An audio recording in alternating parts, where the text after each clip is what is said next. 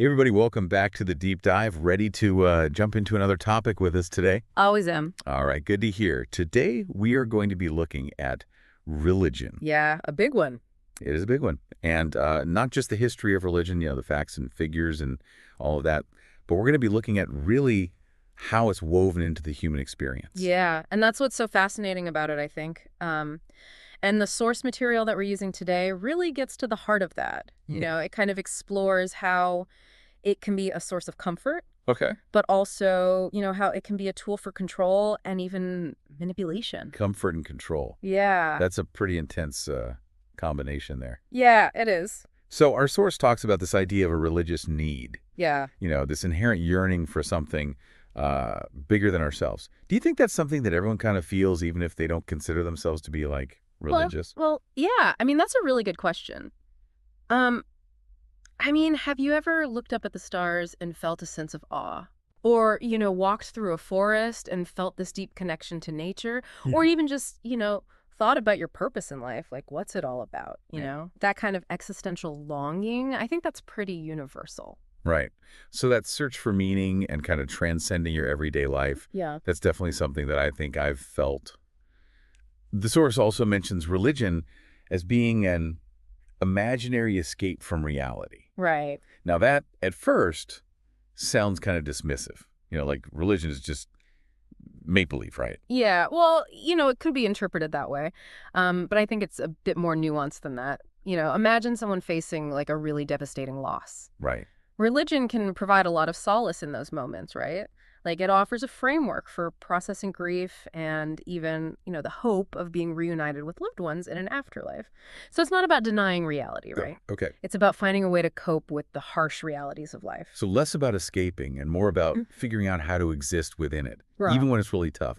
You did mention control earlier. Yeah. And that's kind of where I think things get a little bit tricky. Absolutely. Right. Yeah, and the source makes a really good point. It says that this escape can sometimes come at a cost. Right. Because if you think about it, a community that's bound by very, very strict beliefs, that community can become very easily isolated, and it can become resistant to ideas from the outside. And that's the alienation piece that our source kind of touches on, right? That it can create this really powerful sense of belonging, but that same belonging can be used to exclude people who don't necessarily fit the mold. Exactly. And the source uses this really interesting example. It talks about, a deity that's depicted as both merciful and merciless. Oh. Right. Like the same figure, Yeah. but interpreted in very, very different ways, which leads to very different actions. So it's a good reminder for us all to look beyond just what we see on the surface and to question how those religious ideas are being used and, what impact they have, not just on individuals, but on entire communities. I think so, yeah. I think it's all about being critical, but also recognizing the potential for good as well, and the source goes into these two really core concepts, redemption and salvation. And just think about how those offer such a profound sense of hope, right? Yeah. A way to kind of transcend human limitations and to strive for something better. That definitely resonates with me. We all make mistakes in life. We all go through hard times. And, the idea that there is redemption out there, that we can rise above these challenges that we face, it can be a really, really powerful motivator. Yeah, absolutely. Like almost like a built-in sense of resilience. Yeah. And I will say that the source gets into some pretty heady language here. It talks about substantiation and absolutization. Okay. But basically what it's saying is that religious ideas can become really, really deeply ingrained, right? They become almost like these bedrock beliefs that shape how you see the entire world. So it's not just about agreeing with these ideas on an intellectual level. Right. But it's about how they really become a lived experience. Yes, exactly. Our source then takes a really interesting turn. Okay. Because it goes on to describe religion as a form of aesthetic social consciousness. Right. Okay, break that down for us a little bit. What does that even mean? Well, I think it means that religion is not just about believing things. Okay. It's about experiencing them. So, think about it this way. Think about like a stained glass window in a cathedral or, the chanting of a choir or even like the smell of incense. It engages all of your senses, right? And it creates this sense of awe. And you feel connected to something that's way beyond the everyday. It's almost like you're stepping into a different world. Yeah. right? Well, Where it's all designed to evoke a very specific feeling, a sense of the sacred. mhm. So, I mean, this aesthetic social consciousness idea is really making me think about how religion shapes, not just individual beliefs, but like entire cultures. Oh, absolutely. Yeah. I mean, the rituals, the symbols, the stories, they all contribute to, a shared identity and this shared sense of meaning. And that's where the social impact of religion becomes really, really clear. Right. And that's actually a perfect place to pick up next time because I want to dive a little deeper into that idea of religion as a social force. Yeah, it's fascinating. It is. It is. So join us next time as we continue to explore this idea of religion and the human experience. We'll be back with more from the deep dive. All right. See you then. We've been talking about how religion shapes individuals and cultures, but I want to explore how this plays out on a larger scale. Okay. Like how it impacts society as a whole. The source mentions that religion can actually be a really powerful tool for social change. Mm-hmm. And honestly, that surprised me a bit. Yeah, it's interesting, isn't it? I think it makes sense when you think about, the strong moral frameworks that many religions offer. I mean, think about the civil rights movement in the U.S. Okay. It was deeply rooted in the Black church, Mhm. which, provided a sense of community, a moral compass, and even a platform for activism.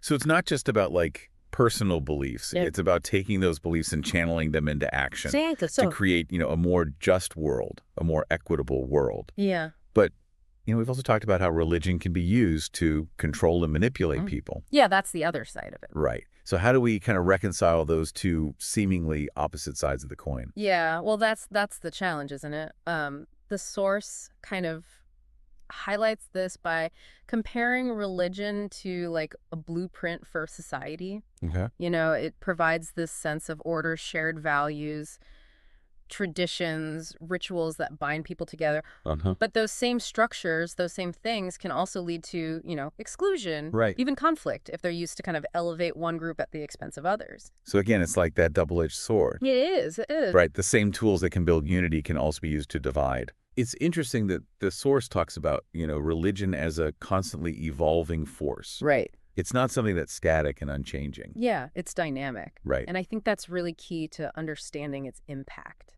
Okay. both historically and in, the present day.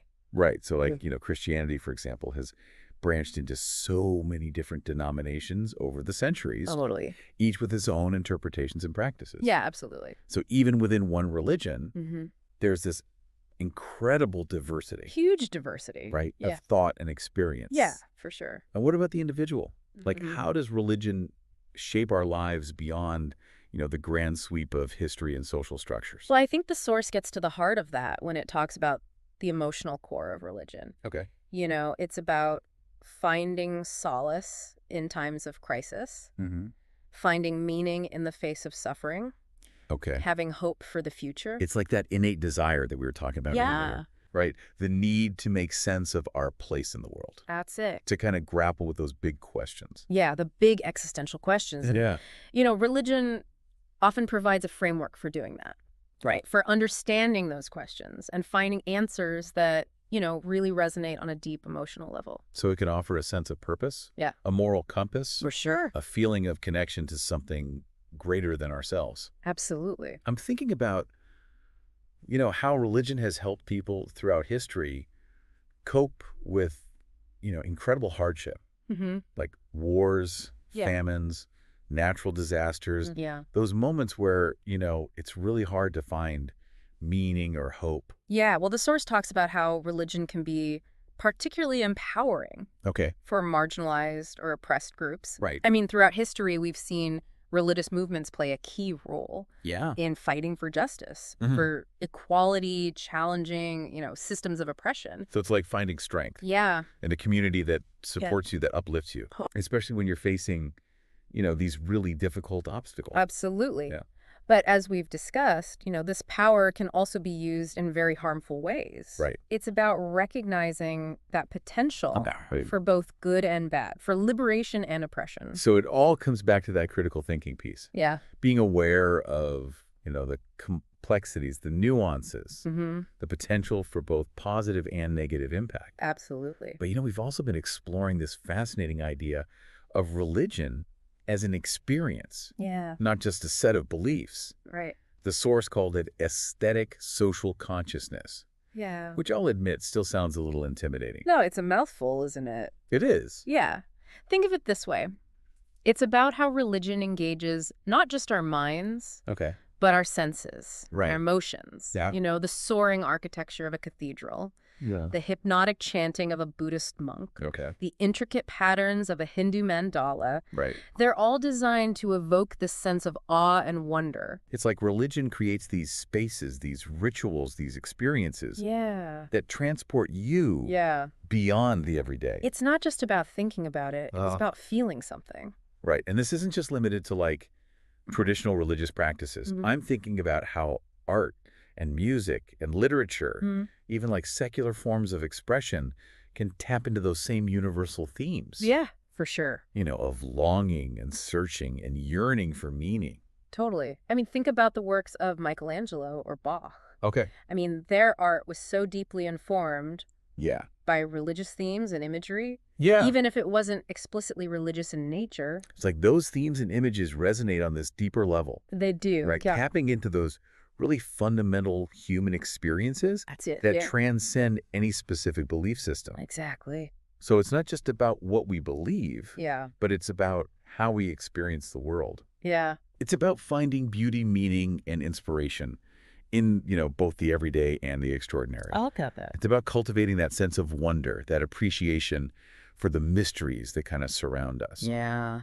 Yeah. I think that's a great way to put it. And this kind of brings us back to that idea of transcendence, Okay. right? That desire to go beyond the limitations of our physical existence, Right. to connect with something greater than ourselves. Yeah.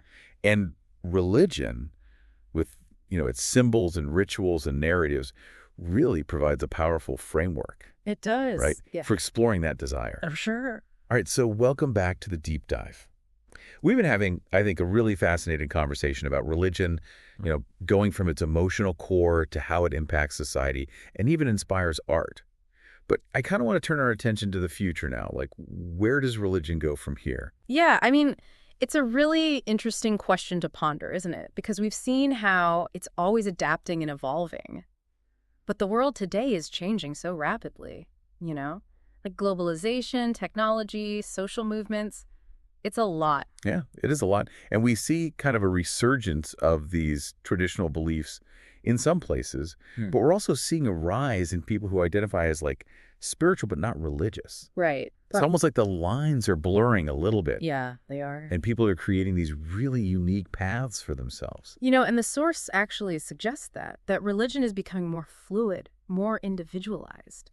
People are kind of picking and choosing what works for them from different traditions. They're blending, ancient practices with modern ideas, and it's really creating this fascinating kind of tapestry of beliefs. So it's not about fitting into a box anymore. No. It's about finding what resonates with you personally. Yeah. Even if it kind of crosses these traditional boundaries. Yeah, I think so. But with all this change, with all this uncertainty, where does religion fit into solving some of these big global challenges that we face? Right. Well, I think that's where things get really, really interesting. I mean, think about climate change or poverty or social injustice.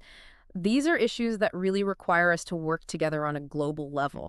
And the source actually makes the argument that religion, with its emphasis on things like compassion and ethical behavior, it could actually play a really vital role. I mean, I can see that. There's so many religions that have these core values around caring for others and protecting the environment and promoting peace. And those are powerful motivators for people. Yeah, they absolutely are. And we see that playing out. We see these faith-based organizations on the front lines of humanitarian work.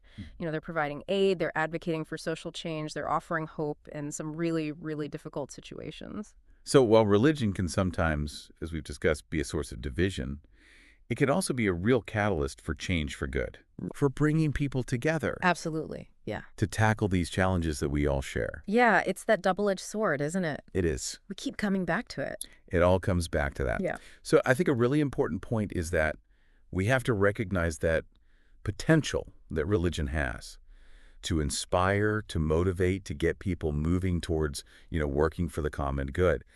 But it also requires us to be critical. Yeah. To hold those institutions accountable. Right. And to really challenge those who use faith to promote hatred or intolerance. Yeah, absolutely. Because that blind faith without critical thinking can be really dangerous no matter what you believe in. So for our listeners, the takeaway here is that, religion is a force to be reckoned with, Yeah, it is. It's powerful. both for good and for bad. For sure. And it will continue to shape our world. And I think, the direction that it takes really depends on us. How we engage with our own beliefs and how we interact with other traditions and how we use our understanding of religion to create, hopefully, a better world. Well said. Couldn't agree more. This has been a great deep dive. I really enjoyed this conversation. Me too. It's fascinating to really dig into this. It is. It's such a vast and complex topic, and Yeah. I feel like we only just started to, scratch the surface here. But I do think we kind of pulled out some important pieces that can help us understand, religion in this century. Yeah, I think so too. We've really explored its power. Yeah. Its power to offer comfort, to control, to inspire, to challenge us, to create beauty, and unfortunately, to fuel conflict. It's a force that is deeply intertwined with, I think, just what it means to be human. It is. It's part of the human experience, for sure. And understanding, all of its complexities is really essential to understanding ourselves. Yeah, I think you're right. So to kind of wrap up this episode, I want to leave our listeners with this. The future of religion, it's not set in stone. It's a story that we're all still writing. Yeah. And each of us has a role to play in shaping what that story looks like. So be curious, be critical, be compassionate. Well said. Engage with the big questions, explore different perspectives, and use your understanding of religion to help create a better world. I like that. A better world for yourself and everyone else. Exactly. Thank you for joining us on this deep dive into religion and the human experience. We'll be back soon with another fascinating topic. Until then, keep those minds open and those hearts curious.